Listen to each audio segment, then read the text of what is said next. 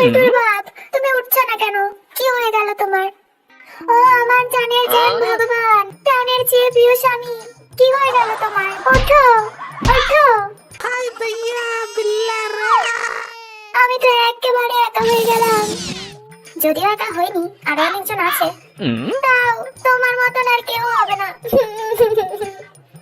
যদিও পেনশন পাবো, হাফ টাকাতে মদ খেয়ে উড়িয়ে দিত, কিছুই লাভ ছিল না। তাও মা, বাবা মাটিতে এভাবে পড়ে আছে কেন? চোখে লঙ্কা ডালে উঠিয়ে দেবো নাকি? হে ভগবান, আমার মাথায় বাজ ফেলতে, কিন্তু এই অল্প বয়সে বিধবা না করতে। হে দয়াময়, তুমি এটা কি করলে?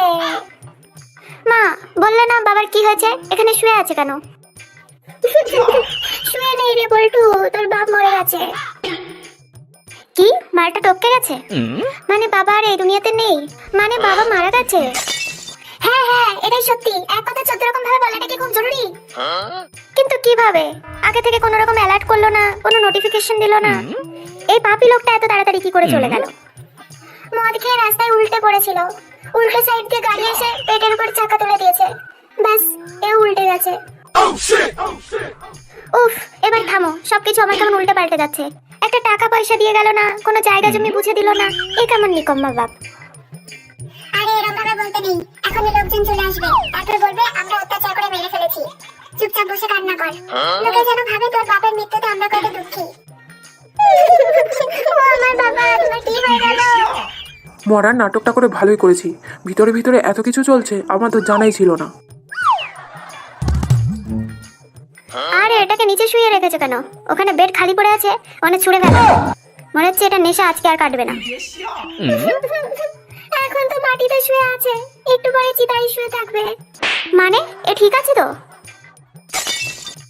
আরে ঠিক মানুষ কোনোদিন চিতায় শোয়? এ মারা গেছে। আরে আঙ্কেল, এইটুকু বুদ্ধি তো পাগল মানুষেরও থাকে।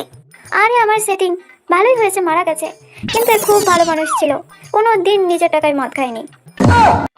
হ্যাঁ, এই তাহলে তোমাদের টাকায় মদ খেত? আরে আমি ধরে ধরে কত মেরেছি। আরে না না বৌদি, ও তো বউয়ের খাটে তলা থেকে টাকা চুরি করে নিয়ে গিয়ে সবাইকে মদ খাওয়াতো। কি কি? আরে মরতে মরতেও আমাকে নাগাল করে দিয়ে চলে গেল। এর তো মরে যাওয়াই উচিত। কিন্তু খুব ভদ্র ছিল, কোনোদিন কোনো মেয়ে মানুষের পিছনে দৌড়ায়নি। আমি তো ভাবতাম সবসময় শুধু অন্যের বউয়ের পিছনেই মনে হয় দৌড়ে বেড়াই, যা নয় তাই বলে গালাগালি দিতাম। ওগো, তুমি কেন মরে গেলে? আরে লোকের বউরাই তো সবসময় জুতো নিয়ে ওর পিছনে তাড়া করতো, কোনোদিন কারো চোখের দিকে তাকাতো না। কোনো সুন্দরী মহিলা দেখলেই তার কাছে যে ফোন নাম্বার চেত, এই জন্যই তো তারা রেগে মেগে ওর পিছনে জুতো নিয়ে তাড়া করতো। আমি বেঁচে থাকতে অন্যের বউয়ের কাছ থেকে ফোন নাম্বার? এ তো বেঁচে থাকারই যোগ্য না, নরকেও এর জন্য সিট খালি নেই।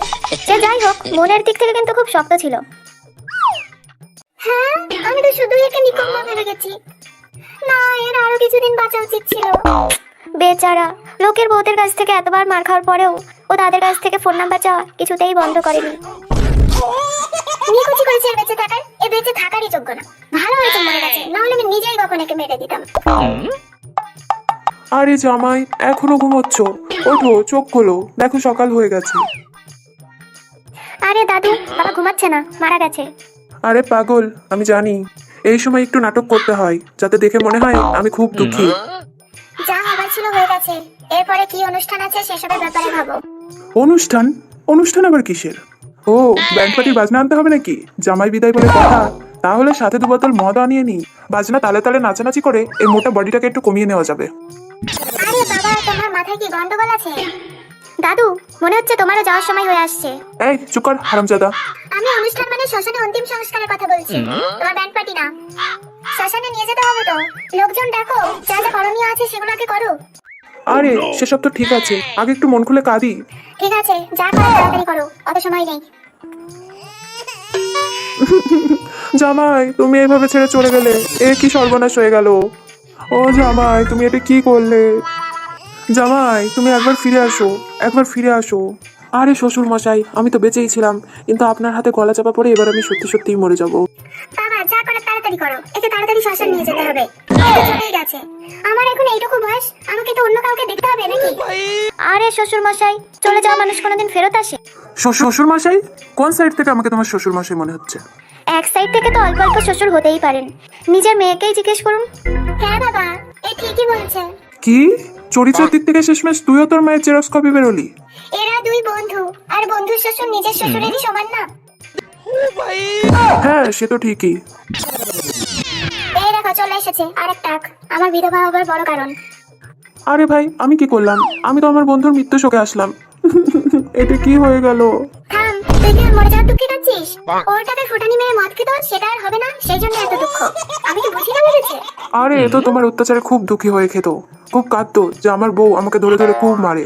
কার বউ মারে না? তোর বউ তো তাকে উল্টো করে ঝুলিয়ে রেখে মারে। এতে অত্যাচারের কি আছে? এ তো প্রত্যেক ঘরের কাহিনী। দিন রাত রাস্তার পাশে বসে মদ খেতে আবার সাফাই দিতে আসছে, তোকে তো জেলে দিয়েই ছাড়বো। আরে না গো, বিশ্বাস করো তোমার জন্যই ও স্বর্গে গেছে। ও খুব দুঃখ পেত, তোমার হাতের মার খেয়ে গিয়ে ও খুব কান্না করতো।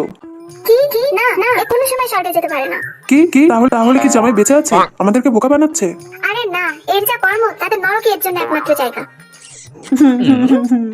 আমার জামাই নরকে যাবে এটা ভেবেই আমার খুব কষ্ট হচ্ছে।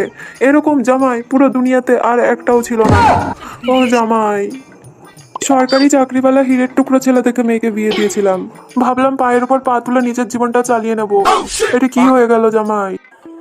এই বলতো, তোর বাপের পকেটটা চেক কর তো, কোনো টাকা পয়সা থাকলে বের করে নে। মা, কিছুই তো নেই, শুধু এই কাগজটাই আছে। কি লেখা আছে পড়ে দেখবো?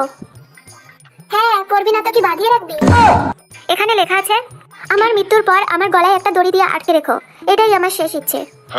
মা, বাবার মাথাটা মনে হয় একেবারেই খারাপ হয়ে গেছিল, চলে গেছে ভালোই হয়েছে, না হলে কারো শেষ ইচ্ছে এরকম অদ্ভুত ধরনের হয়।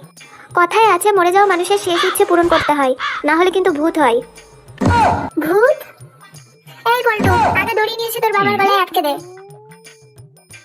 নাও, তুমি এবার সুখে থাকো, তোমার আত্মা একেবারে মুক্তি। এবার বিদায় হয়ে আমাদেরকে উদ্ধার করো। হ্যাঁ, মেজবাবু আর তার চামচা এসে গেছে, এদেরকে কে খবর দিল? সব পিছনে হাঁটো। কিভাবে বললো এ? স্যার, এ মাল খেয়ে রাস্তায় উল্টে পড়েছিল, তারপর উল্টো দিক থেকে গাড়ি এসে এর পেটের উপর উঠে গেছে, তারপর পুরোপুরি উল্টে গেছে, আর চোখ খোলেনি। আরে পুলিশকে উল্টো পাল্টা বলে পাগল বানানো? পেটের উপর গাড়ি উঠেছে? না না স্যার, গাড়ির চাকার নিচে ওর পেটকে নিয়ে গিয়ে রাখা হয়েছে। ডান্ডু, ভালো করে চেক করো, কিছু না কিছু তো অবশ্যই আছে। স্যার, সবাই নাটক করছে, এরা সবাই মিলে একে দড়ি দিয়ে গলা আটকে মেরে ফেলেছে। তুমি পুলিশ নাকি আসামি, এটা কানে কানে ফিসফিস করে বলার কি আছে? মনে হচ্ছে এবার সবাই ফেসে গেছি। আর পালানোরও তো কোনো রাস্তা নেই। ধরিবাদ জামাই মরতে মরতেও সবাইকে ফাঁসিয়ে রেখে গেল, নরকেও ওর জায়গা হবে না। মদ খেয়ে গাড়ি চাপা পড়ে মরেছে, তাহলে এর গলায় দড়ি আটকানো কেন? কারণ এইটা ওর শেষ ইচ্ছে ছিল। কি, গলায় দড়ি আটকানো আবার কোনো মানুষের শেষ ইচ্ছে হয়? হ্যাঁ স্যার, আমিও সাক্ষী আছি। সবগুলো মিথ্যাবাদী, এরা সবাই মিলে একে মেরে ফেলেছে। এবার নিজেদের বাঁচানোর জন্য সাক্ষী খুঁজিস, ফাঁসি হবে সব কটার। স্যার, আমি কিছু করিনি, আমি তো শুধু ওকে দেখতে এসেছিলাম। এই ডান্ডু, আর সময় নষ্ট করো না, সব কটাকে অ্যারেস্ট করো, নিয়ে চলো থানায়। সব কটাকে ধরে নিয়েছে, দেখ কেমন মজা লাগে। আমাকে না নিয়ে গিয়ে আবার জ্যান্ত পোস্টমর্টম করে ফেলে। ওরে বাবা গো, ঝান্ডু অফিসার আসার আগে আমি এবার এখান থেকে পালাই। আরে কি ব্যাপার, লাশ কোথায় গেল? উমা, ভূত হয়ে পালিয়ে গেল নাকি? ওরে বাবা গো, আমি এবার এখান থেকে পালাই।